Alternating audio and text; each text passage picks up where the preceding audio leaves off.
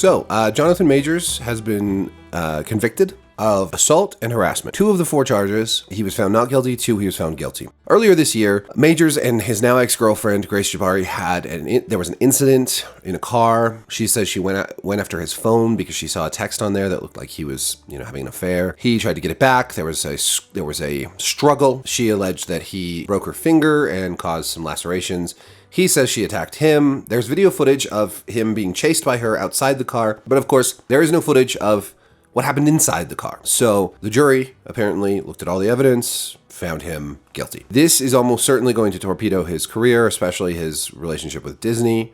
Obviously, I believe in second chances, and if this was just a moment of passion where 2 people were, having a close quarters struggle over a phone and things got out of hand, I hope that he can find help and that he can still have a career in the thing that he's so good at, which is acting. He's a phenomenal actor, and I believe that if you repent for the bad things you've done and you try to do better, that you should always have a second chance. I don't think that second chance includes the role of Kang in the MCU. Unfortunately, that's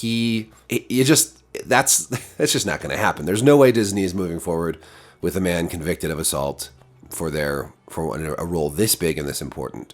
I said before The Flash came out that Ezra Miller, who also was charged with assault and various other crazy shit, I said that they should not have been The Flash, that they should have been replaced, that Warner Brothers shouldn't have even moved ahead with that movie. I said all that stuff, but still, over the last few days, I've had people calling me a racist, saying, "What about Ezra Miller? What about..." and ignoring the fact, of course, that I did say that. There's been a lot of people who have also said, what about Jeremy Renner? Well, Renner was accused of outlandish shit by his ex-wife during a messy divorce.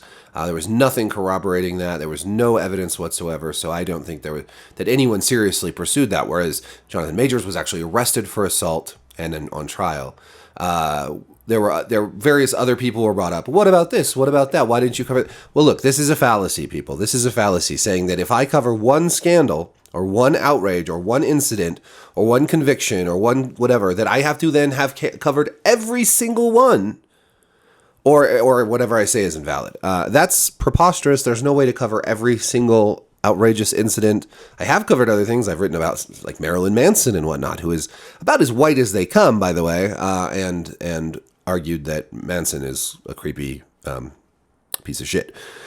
I've also covered cases where I think the accusations were false and where I've given a lot of consideration to the people who were accused of this stuff and pointed out that there is no corroborating evidence, that there is no pattern of abuse, and so on and so forth. And I don't think that there should be these cancellations where somebody is accused of something and is immediately canceled in every way, shape, or form all across the internet, loses their career, yada, yada, yada. If that was the case, if we actually believed in that kind of, pitchfork and torch mob mentality, if we actually followed that to its logical conclusion, we'd all be out of jobs. We'd all be in huge trouble. I mean, I've been called a racist like 85,000 times in the last week just for writing a pretty mild piece about Jonathan Majors, which had nothing to do with his race. Because this doesn't, I understand if you're part of the black community, you're a black person, and you see this as another in a long pattern of unfair attacks and efforts to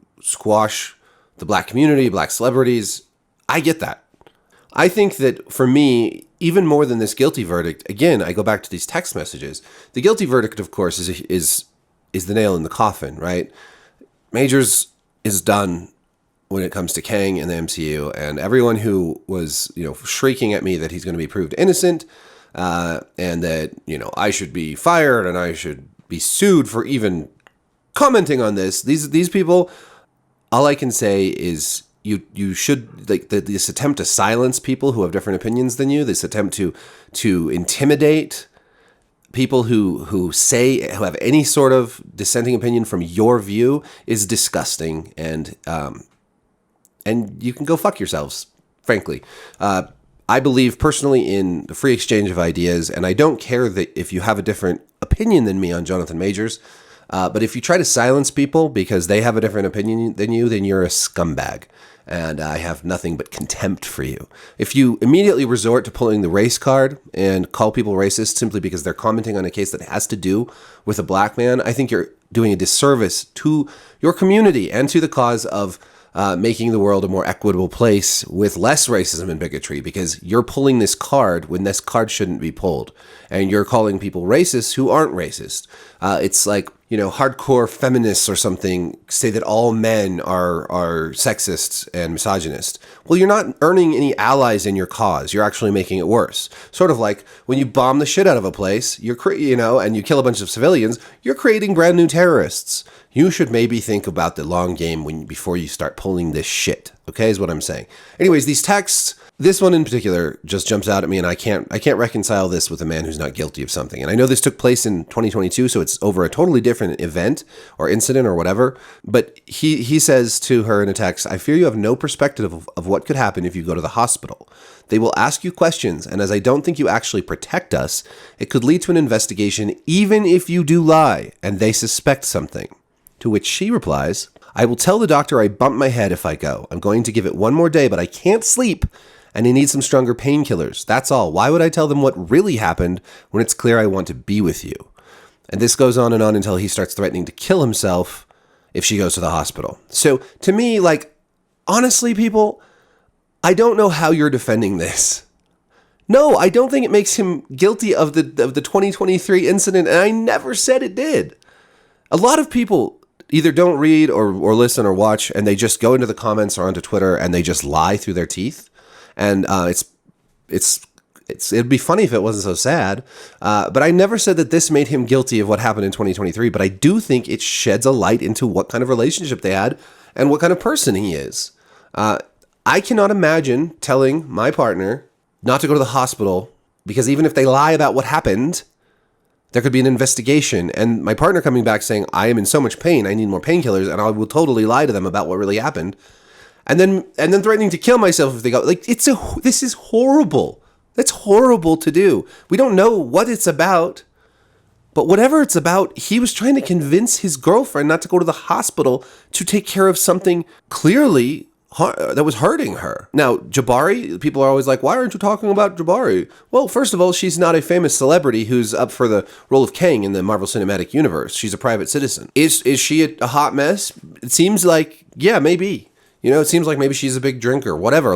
That's not what's on trial here. Is it possible that there was a mutual sort of violent struggle between the two? That seems very likely. She was clearly chasing him in that footage. I mean, it seems to me like this was not a good or healthy relationship, and both parties probably have some guilt in that equation. But when it comes to physical violence, if you're the dude, and he's a big guy, you're this big guy, if you have a physical altercation with your girlfriend and she gets hurt, yeah, you're either gonna get away with it or you're gonna get charged with assault. But just from what we can see here, and from what the jury could see, the scales tilt towards Majors, obviously convicted now of a guilty verdict, but also in these texts and audio recordings of being controlling, manipulative, and it's kind of upsetting, honestly. So I don't know how you read those texts and defend him. The only way I've seen it is that people are saying they resort to, well, that doesn't prove he's guilty of the incident in 2023. Agreed, it doesn't. Resorts to saying you're racist. Great, good job. Way to steer the conversation away from what's actually happening to something that no one can ever possibly respond to. I've heard another one. What about if your private texts were made public? Would people find things that they didn't want to hear or would make you look bad? I mean, probably everyone has private texts that would make them look bad in one way or another. Even if it was just private texts of an X-rated nature with your significant other, you wouldn't want those to be made public, right? So yeah, sure. I'm sure I have texts where I'm in an argument or something and say something off color. But I also know that I've never told anyone not to go to the hospital when they were hurt. And I've never done anything to hurt anyone so badly that they would have to go to the hospital in the first place. And I've never threatened to kill myself, certainly not in order to gain, to convince somebody not to go to the hospital or to get my way for something. People do. This threat of suicide is one of the worst ways of manipulating someone I can think of, because it puts them in such a horrible position. If you're forced to call their bluff and they're not bluffing, then it's suicide. So you're put in the worst sort of corner, and it's just a terrible thing to do. And again, that doesn't mean he's guilty of what happened, but the jury found him guilty, and that's it. That's it. He's probably going to appeal, I imagine so. And what the truth of the matter is remains between the people involved. We will never know, even with a guilty verdict. But and I will just end this by saying it's a terrible shame. It's a terrible shame because he is a really, really phenomenal actor, and I really enjoyed him, especially in Loki, where I thought he just knocked it out of the park. So I think that he would have done a great job as Kang. I think he would have done a great job in the MCU and many other roles. And I do believe in second chances. I hope that this was actually just this one incident, that the other accusations that have come out are not true, that this was just a moment of passion, of struggle in a car, and he regrets it and will repent and make amends and come back and have a second chance in Hollywood and all those things, because I do believe in that. I don't believe in cancel culture unless someone's done the worst sort of stuff, and then fuck them. But at this point, he doesn't seem like a great person, but maybe we aren't getting the full context. That's very possible. And maybe through self-reflection and therapy and all the other things, he can have a comeback, prove that he's actually a decent human being. We'll see. Anyways, thank you for watching. Like, subscribe, hit the notification bell. Shout out in the comments. Try to be civil. Peace, and catch you next time.